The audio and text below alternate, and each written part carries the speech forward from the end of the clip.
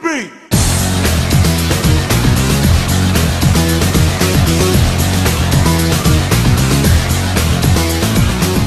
Hey everybody, this is Maxwell McGee here at GamesCom 2011. Today we're checking out SoulCaliber V, and to help me do that, I am joined by...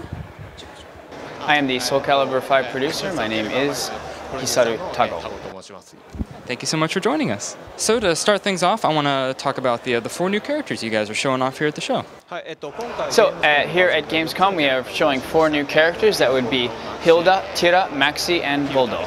Now, I'm sure some people who played SoulCaliber 4 remember Hilda being a very powerful character in high-level play. What have you done to her to maybe tone her down a little bit for this version? So in SoulCaliber 4, she was a character who was focused strictly on ring-out combos. But in SoulCaliber 5, we rebalanced her so that her focus is now long range and power.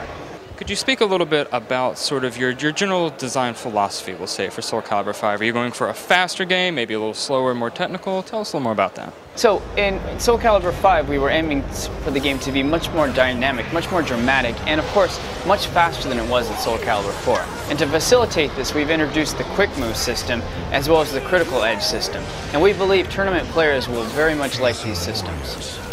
I know the SoulCaliber series has always been a very fast, very fluid game, but it's never had like any real, we'll say, real flashy moves like these critical edge attacks are. Are you worried at all that the extra animations in these moves might break up the flow of the combat at all? So we actually believe the opposite is true. It'll actually contribute to the flow and the pace of the game because the characters will consider their position or what their situation is, and then they'll apply the critical edge thinking about those. So the game's flow and pace will actually be preserved and in some ways enhanced. Switching gears a little bit, I know for me personally, one of my favorite parts about SoulCaliber was going around and collecting all the items and building these crazy custom characters. Are you all going to have a similar system in place in SoulCaliber 5? Of course, we will have a character customization in SoulCaliber 5, and it goes without saying, but we will be adding many more new features to it, many more new things that you can do with it, and the quality level will be much higher than before.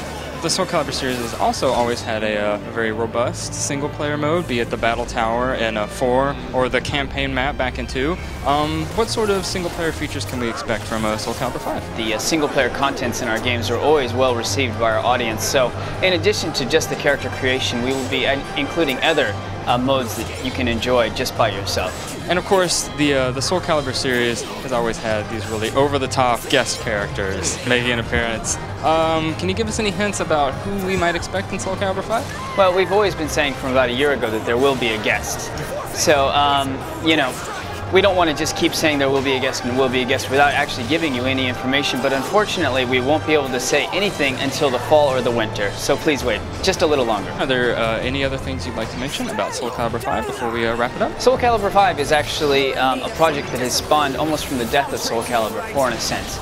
We heard the cries from our fans and the pleads from our fans, and we were very moved, and we began to work from that. So our fans' response and our fans' demands and our fans' opinions matter a great deal to us. So we want our fans to have very high expectations for SoulCaliber 5, and we look forward to hearing from them. And finally, can you give us any indication of when SoulCaliber 5 may be coming out and on what platforms? Unfortunately, I can't say anything else other than 2012, and it will be on the PlayStation 3 and Xbox 360. Well, thank you very much for your time, and enjoy the rest of the show. Thank you. Arigato. Damn it!